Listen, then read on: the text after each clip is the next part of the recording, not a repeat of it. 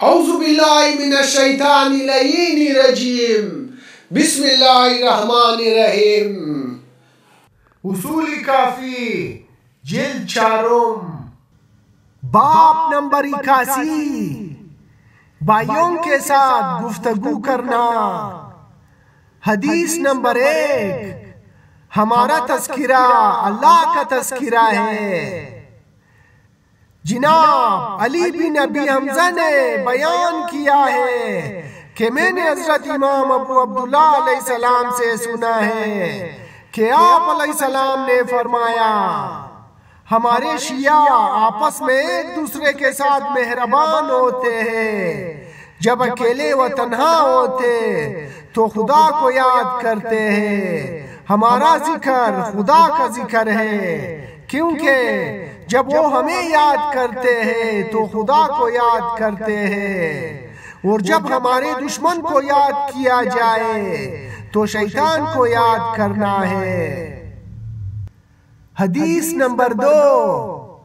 ایک دوسرے کی زیارت کیا کرو۔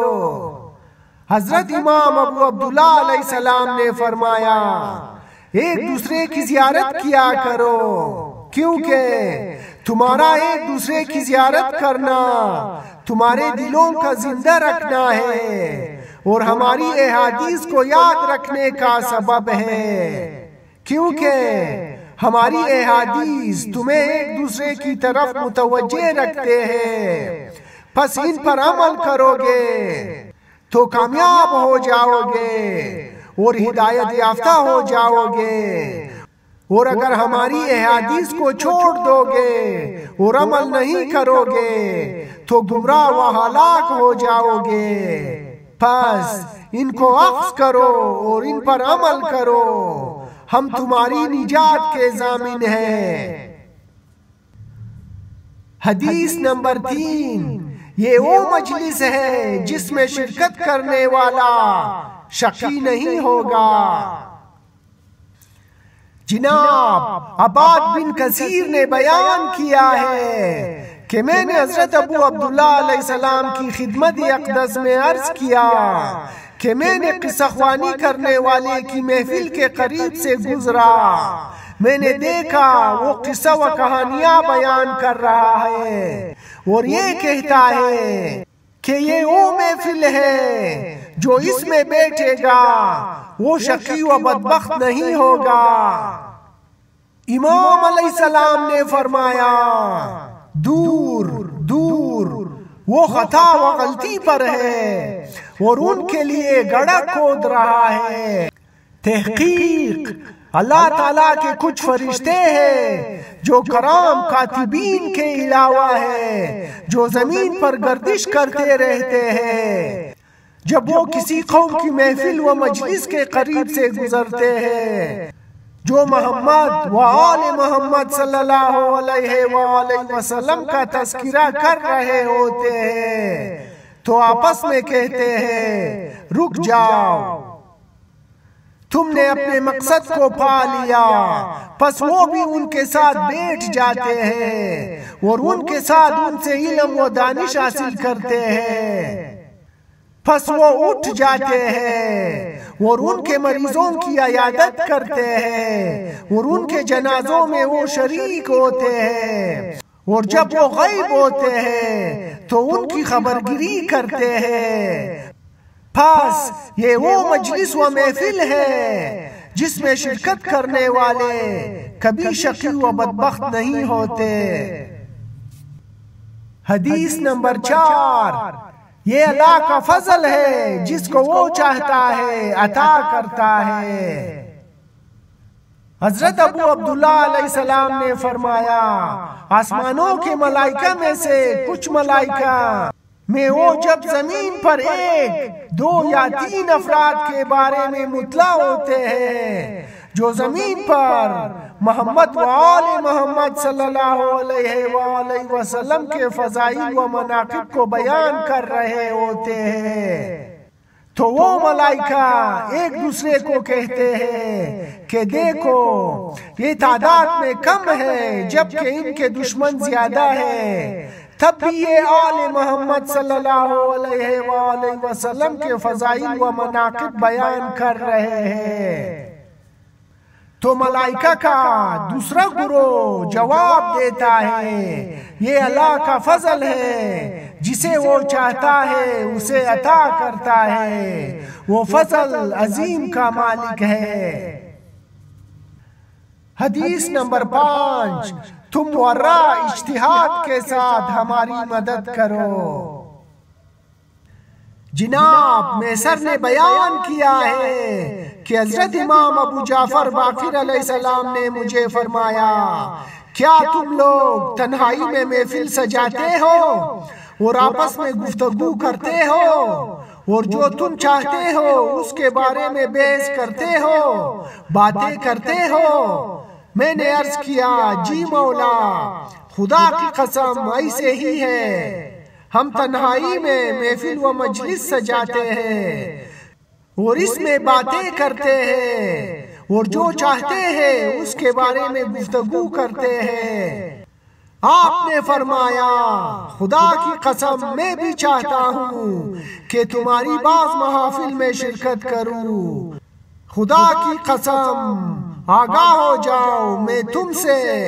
تمہاری روحوں سے اور تمہاری جسم کی خوشبو سے محبت کرتا ہوں، کیونکہ تم اللہ تعالیٰ اور ملائکہ کے دین پر ہو، پس تم ورا پرہیزگاری اور اجتہاد یعنی راہ خدا میں کوشش کے ساتھ ہماری مدد کرو، یعنی حرام سے پرہیز و اطاعت خدا میں کوشش کرنے کے ساتھ ہماری مدد کرو۔ حدیث نمبر 6، تمہاری محفل میں فرشتے حاضر ہوتے ہیں۔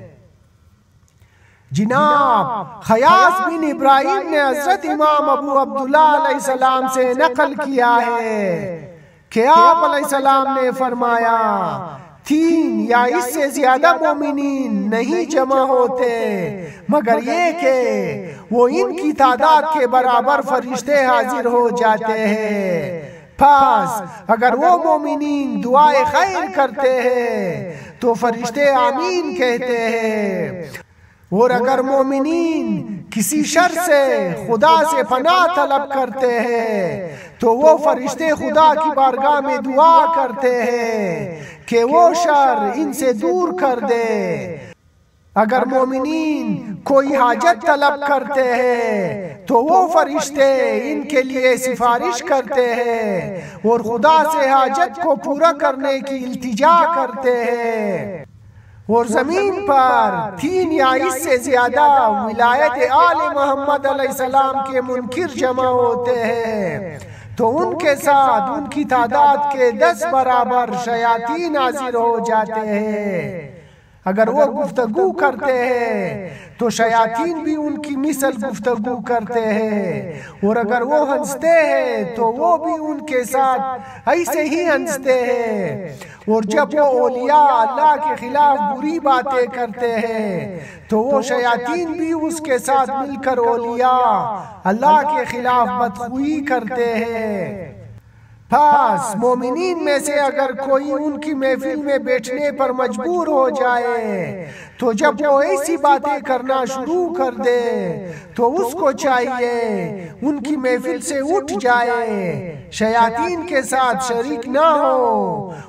اور ان کا ہم نوا بھی نہ بنے، کیونکہ کوئی چیز بھی خدا کے غضب و ناراضگی کے مقابلے میں مقاومت نہیں کر سکتی، اور خدا کی طرف سے آنے والی لعنت کو کوئی چیز رد نہیں کر سکتی۔ پھر آپ علیہ السلام نے فرمایا، اور اگر اس مومن کے لیے ان کی محفل سے اٹھنا ممکن نہ ہو پھر دل سے ان کی باتوں سے نفرت کرے اور جتنا ممکن ہو ان کی محفل ختم ہونے سے قبل ان سے اٹھ جائے، خواہ وہ ایک بکری دودھ دونے کے وقت برابر ہی جلدی اٹھ جائے یا اونٹنی کے دونے کی مقدار۔ حدیث نمبر 7، ابلیس اور اس کے لشکر والوں کو مجروح کرنا۔ جناب ابو المخرا نے بیان کیا ہے کہ میں نے حضرت امام ابو الحسن علیہ السلام سے سنا ہے، آپ نے فرمایا ابلیس اور اس کے لشکر کو سب سے زیادہ مجروح و زخمی کرنے والی چیز مومن بھائیوں کا ایک دوسرے کی خدا کی خاطر اور اس کی خوشنودی کی خاطر زیارت کرنا ہے۔ پھر آپ علیہ السلام نے فرمایا جب مومنین آپس میں ملاقات کرتے ہیں اور پھر وہ اللہ کا ذکر کرتے ہیں، پھر وہ ہم اہل بیت علیہ السلام کے فضائل کو بیان کرتے ہیں، تو ابلیس کے چہرے کا سارا گوشت گر جاتا ہے، یہاں تک کہ اس کی روح درد کی شدت کو محسوس کرتی ہے جو درد اس میں پایا جاتا ہے۔ پس جب آسمان کے ملائکہ اور جنت کے خازنان اس کی اس حالت کو محسوس کرتے ہیں تو سب اس ملعون پر لعنت کرتے ہیں، یہاں تک کوئی مقرب فرشتہ ایسا نہیں بچ جاتا مگر یہ کہ وہ اس ملعون پر لعنت کرتا ہے، اور یہ ملعون خسارہ اٹھانے والوں میں سے سب سے زیادہ ذلیل و رسوا واقعہ ہوتا ہے۔